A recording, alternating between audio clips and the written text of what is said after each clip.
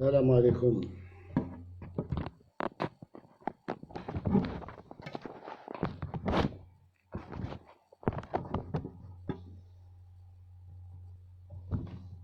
Ce n'est pas de gaieté de cœur ou par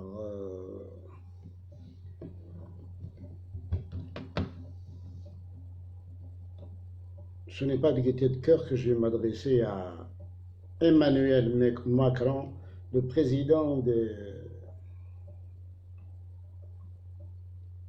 la République française.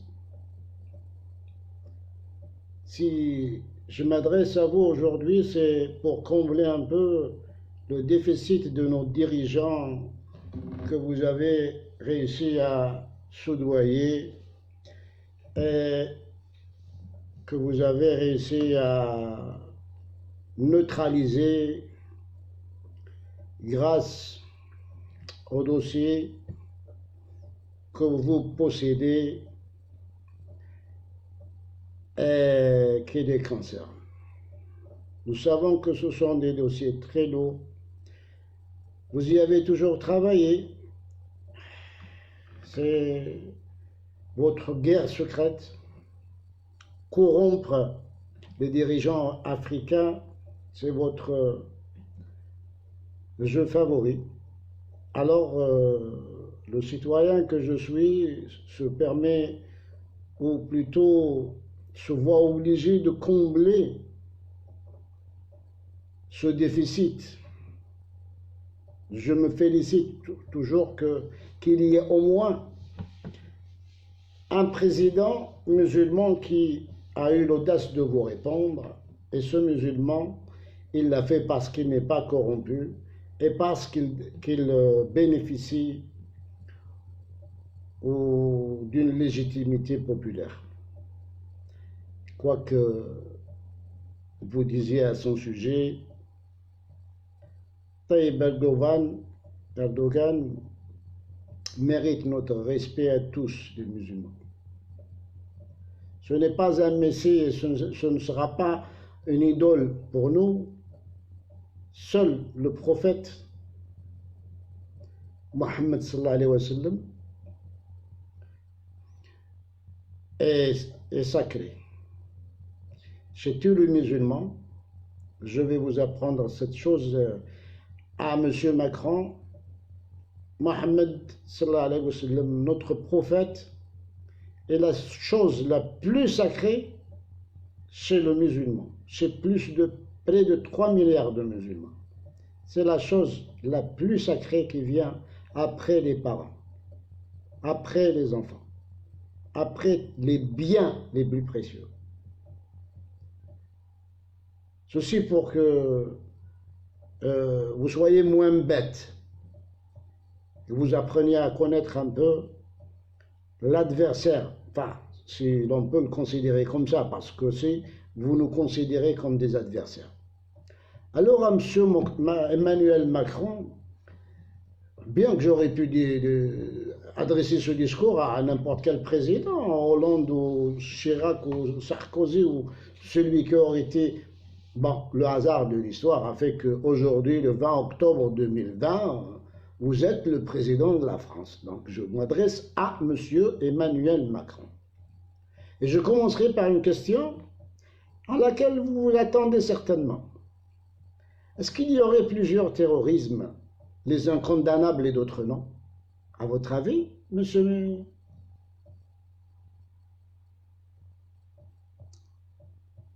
Des terrorismes qui, lorsque vos coreligionnaires ou les juifs compris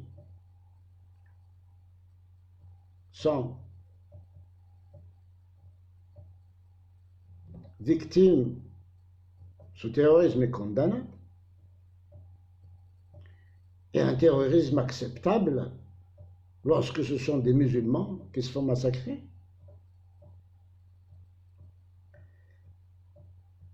Vos indignations sélectives, répugnantes, nous poussent à la révolte car les vrais terroristes dans ce monde, c'est vous qui, sans pudeur aucune, vous vous permettez de qualifier d'obscurantistes une religion que pratiquent plus de 2 milliards d'individus sur Terre.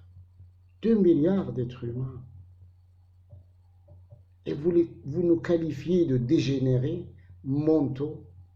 Si ceci démontre quelque chose, c'est une preuve de votre ignorance et de votre prétentieuse arrogance. Monsieur Macron, vous allez certainement nous reprocher de ne pas avoir condamné le meurtre du professeur provocateur. Oui, nous ne l'avons pas condamné et nous l'assumons. Nous ne le ferons pas. Mais nous ne l'applaudissons pas non plus, hein, car notre noble religion nous l'interdit. Une religion de paix qui sacralise la vie de l'être humain, quelles que soient ses convictions, ses croyances ou sa couleur de peau. Cet égorgeur n'est pas un musulman. Ce n'est pas un musulman, c'est un criminel produit de votre société décadente comme il en existe partout dans votre monde. Nous ne le condamnerons pas du tout, simplement pour dénoncer votre amalgame mal intentionné qui vous permet de justifier votre intolérance viscérale et une tentative de masquer ainsi votre islamophobie. La preuve, vous acceptez d'insulter plus de 2 milliards d'individus au lieu de condamner un professeur islamophobe qui distille son venin d'intolérance à ses élèves sous couvert d'une liberté d'expression pervertie. Je me ferai quand même un honneur de reprendre un discours qui vous a été adressé par un Guinéen du nom de Amadou Dieng de Conakry, qui magistralement décrit votre société et en fait une comparaison sans appel entre l'Afrique et votre pays. Il a dit, entre autres, les Africains n'ont pas besoin de votre civilisation de débauche, parce qu'avec votre civilisation, un homme peut coucher avec un homme. Une femme peut coucher avec une autre femme. Un président célibataire peut avoir 2 maîtresses à la fois. Une femme peut coucher avec son chien, un enfant peut insulter son père et sa mère sans problème. Un enfant peut emprisonner ses parents ou faire emprisonner ses parents. Avec votre civilisation, quand les parents prennent de l'âge, on les emmène à la maison de retraite et enfin, avec notre civilisation, avec votre civilisation, un jeune homme peut vivre avec une femme qui a l'âge de sa mère ou de sa grand-mère sans problème. Votre cas est une parfaite illustration. Les Africains n'ont aucune leçon de civilisation à recevoir de gens comme vous. L'Afrique est de loin le continent le plus riche au monde avec ses énormes richesses minières. Ce qui retarde ce continent, c'est le pillage à grande échelle de toutes ses ressources par les grandes puissances, la France en tête. Chers amis, chers frères, vous m'excuserez de m'exprimer uniquement en français parce que je m'adresse à un Français, en l'occurrence Emmanuel Macron, et je vous prierai de partager aussi large que possible cette vidéo afin au moins qu'il entende un son venu d'Algérie, une réponse venue d'Algérie. J'ai dit au début de ma vidéo et de mon intervention que c'est pour combler un déficit existant au sein de notre gouvernement, au sein de notre pouvoir militaire, au sein de cette dictature corrompue qui est muselée grâce à la corruption et à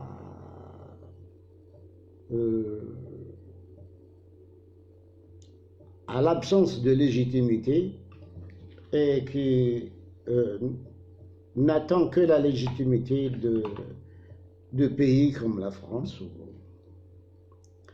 des pays voyous en réalité. Moi, je ne parle pas des peuples, bien sûr. Le peuple français m'excusera, c'est Je l'ai écorché quelque peu avec... Mais ce n'est pas le peuple qui est visé ici, c'est surtout la France officielle. Donc c'est pour ça que je vous demande de partager. Je sais que beaucoup de Français verront cette intervention, certainement, si nous arrivons à leur transmettre. Le peuple français, on n'a rien contre lui. C'est la France officielle. Nous avions pensé qu'avec le changement survenu en France depuis la venue du mouvement En Marche, avec une nouvelle génération qui est arrivée au pouvoir, avec la disparition de l'ancienne génération, nous avons pensé que les agissements ou bien les habitudes, les vieilles habitudes auraient disparu et que nous aurions affaire à une nouvelle génération avec laquelle nous pourrons traiter sereinement, juste bien sûr après avoir apuré le passif colonialiste. Ça, nous ne pourrons passer nous ne pouvons pas l'effacer. Donc, je continue sur ma lancée pour dire à ce Macron que l'Afrique est de loin le continent le plus riche au monde, avec ses énormes richesses minières. Alors, je répète la même phrase. Alors, tout le malheur de l'Afrique vient de ce pays qui réalise ses ambitions sur le dos des Africains, avec la complicité de ces traîtres qui n'hésitent pas à sacrifier des générations entières en livrant leur pays à l'ancienne puissance coloniale.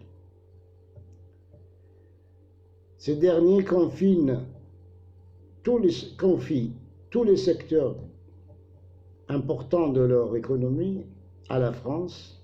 En réalité, ils épousent la stratégie ou la vision politique de l'ancien colon, ce qui contribue à enfoncer leur population dans une misère et une pauvreté extrême. Et ceci est la cause des coups d'État, des guerres civiles, des génocides, des famines avec des despotes à la tête de ces pays qui sont maintenus au pouvoir par la France, car cette dernière satisfait leurs exigences de pouvoir, leur soif de pouvoir, et les soutient pour un maintien, et toujours elle est là pour mater ou les aider à mater une quelconque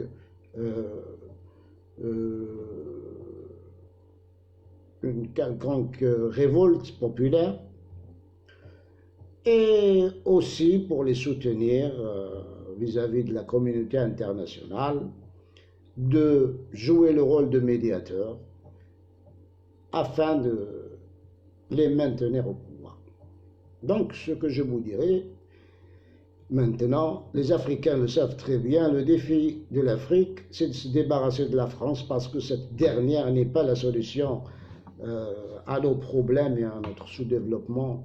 Au contraire, elle en est la source. Monsieur Macron, que fait votre pays en Libye, en Syrie, en Mali, en Irak, en Afghanistan, en Afrique centrale, en Côte d'Ivoire, au Niger? Que faites-vous là-bas depuis 91 ans? Dans les pays musulmans aussi. Alors là-bas, on ne tue pas, on ne massacre pas, on ne mutile pas. Il n'y a pas plus mutilé qu'une victime de vos bombardements. Les corps sont déchiquetés, partis en miettes. Donc, moins affreux qu'un égorgement que vous voulez nous coller à nous, parce que là, je vous ai dit tout à l'heure que votre égorgeur n'est qu'un voyou, n'est qu'un criminel produit de votre société. Ce n'est pas un musulman. L'islam est au-dessus de tout ça. Alors je dis, le défi de l'Afrique, c'est de se débarrasser de la France parce que cette dernière est vraiment le problème et le frein contre son développement. Elle est vraiment, elle est le cœur du problème, dans le cœur du problème. Alors pour l'histoire. Pour l'histoire,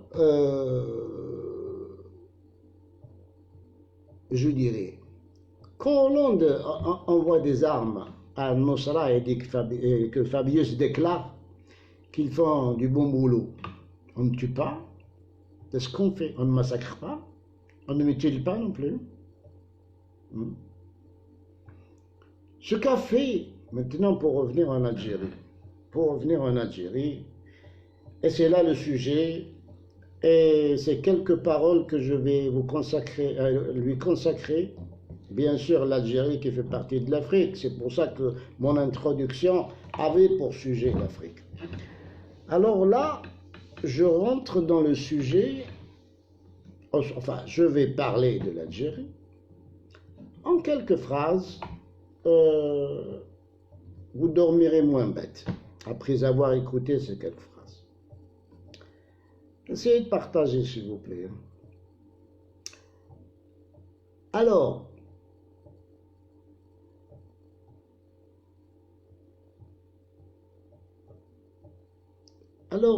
ce que la France a fait durant 132 ans de présence dans notre pays. Ce que vous avez fait dépasse tout entendement. Alors, déclarer colonie de peuplement, comme s'il n'y avait pas un peuple,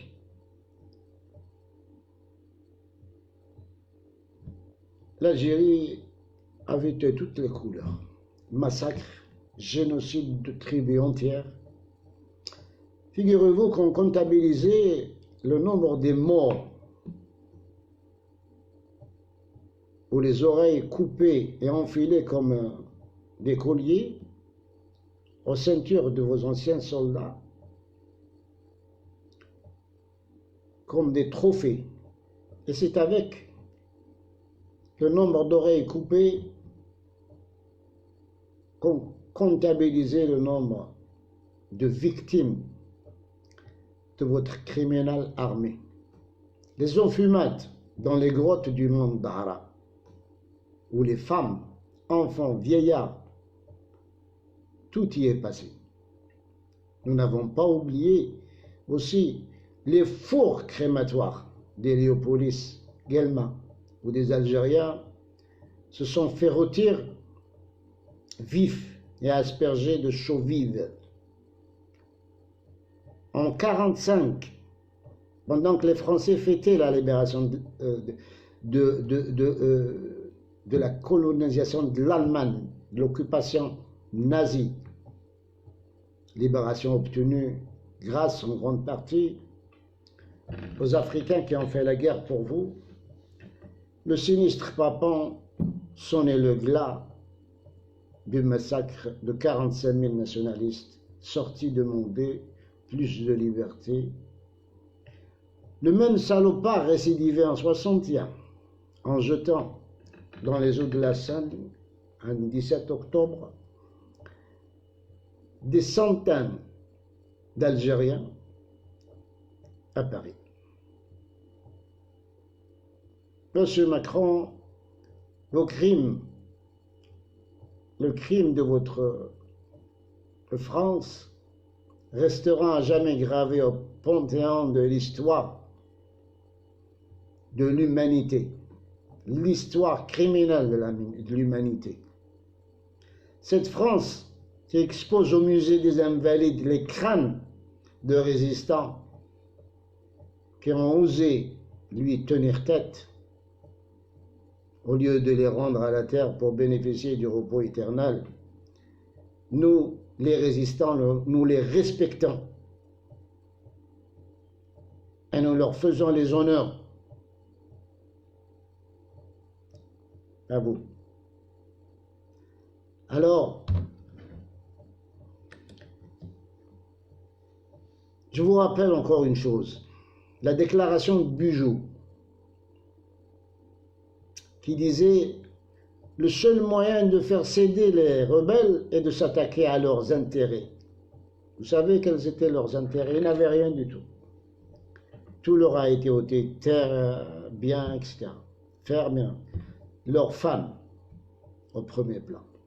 Oui, c'est facile lorsqu'il faut s'attaquer à des femmes sans défense au lieu de faire face aux hommes, même si numériquement et matériellement, vous aviez l'avantage. Monsieur Macron, avant de trop vous engager sur le territoire stratégique et sacré de l'islam, je vous rappelle la tentative d'ingérence des fonctionnaires français dans les affaires du culte musulman en imposant une cérémonie tous les 14 mai dans la grande mosquée d'Alger en l'honneur de Jeanne d'Arc. Étant colonisée par le Vatican, donc chrétienne, ce fut un fiasco. Ce qui a amené le gouverneur général socialiste à dispenser le moufti de cette cérémonie, étant donné qu'aucun fidèle ne s'est présenté et n'a jamais assisté à cette cérémonie, ou pseudo-cérémonie. Toutefois, j'insiste pour souligner que la sacralité du prophète, et je le répète une deuxième fois, chez nous, chez tous les croyants, c'est une sacralité qui dépasse la dimension familiale, paternelle ou maternelle. Et je vais terminer bien sûr sur cette information pour que vous dormiez moins bête après avoir pris connaissance de cette vérité. Primo, les musulmans n'envahiront jamais l'Europe. C'est l'islam qui le fera. L'islam envahira l'Europe, pas les musulmans. Secondo, pour chaque musulman tué par vos bombardiers aveugles, vous aurez 10 musulmans européens de plus pour l'Europe et les USA. Je ne vous salue pas, enfin, et je vous dirai tout simplement que l'Algérie de demain mettra en avant des conditions légitimes auxquelles vous devrez vous plier avec toutes les excuses pour les relations normales d'égal à égal. C'est-à-dire que, avec la nouvelle Algérie, une fois débarrassée de ces voyous corrompus au pouvoir, vous aurez affaire à une autre génération qui vous obligera à vous excuser et à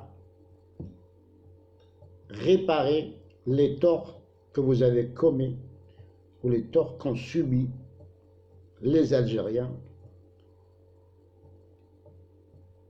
et vous dépolluerez le Sud et vous prendrez en charge médicalement les malades de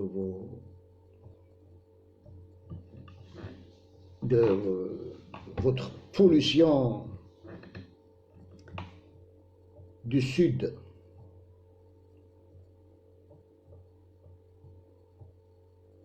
Alors, par l'occasion, je vous demanderai de faire parler les statistiques pour ce que je viens de vous dire. Quand vous tuerez un musulman, faites parler les statistiques en Europe et aux États-Unis pour constater la véracité de ce que j'avance. Vous tuez un musulman, c'est 10 Européens qui vont adopter la religion musulmane. Faites parler les statistiques dans ce sens et vous verrez que je dis la vérité. Sur ce, nous parlerons plus tard de cette France. Nous allons lui consacrer quelques interventions de ce genre. Nous n'avons pas l'habitude d'intervenir dans cette langue parce que nous nous adressons toujours aux Algériens pour essayer de faire avancer les choses. Mais nous allons nous intéresser un peu plus à la France et parler de votre histoire horrifique. Salut.